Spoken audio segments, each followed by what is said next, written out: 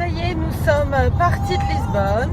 Nous avons loué une petite golfette mignonne et nous partons à l'aventure vers Porto Coimbra. Je suis en train de faire des cartes postales.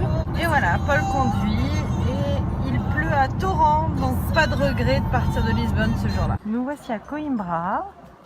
Ça a l'air très mignon, sauf que c'est désert. Il pleut et nous sommes dimanche. Et ça, c'est le monastère. Alors Paul, dis-nous tout à propos de Coimbra. Eh bien bonjour à tous. À Coimbra, nous sommes à Coimbra en train de déguster un fabuleux muscat au citron. Dans un petit restaurant de tapas où il y a des petites boîtes de sardines à acheter. Donc Coimbra, c'est une ville qui est à peu près entre Porto et Lisbonne.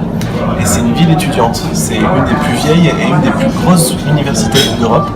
Il y a à peu près 25 000 étudiants avec des grosses traditions, genre des caves, des petits blasons avec des couleurs en fonction de ce que les gens étudient. Des traditions de bisutage assez fortes apparemment, des bisutages réguliers toutes les semaines. Je pense qu'on a trouvé pire que Lisbonne en dénivelé et en nombre de marches. Ça n'en finit plus.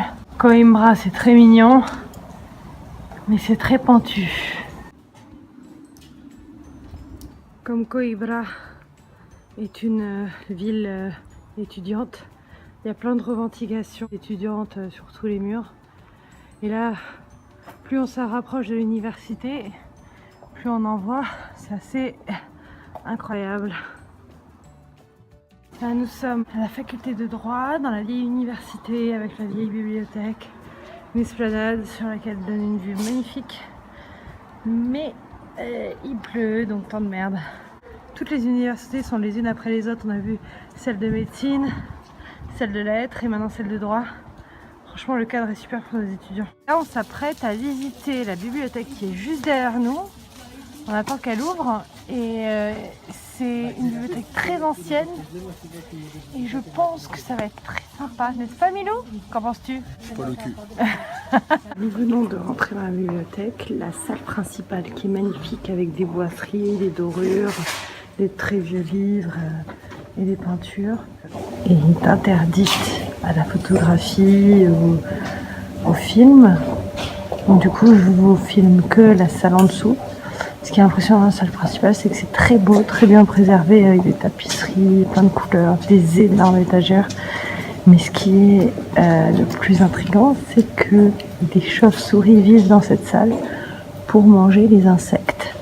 Et en mangeant les insectes, ils préservent les livres de la détérioration, notamment des mythes.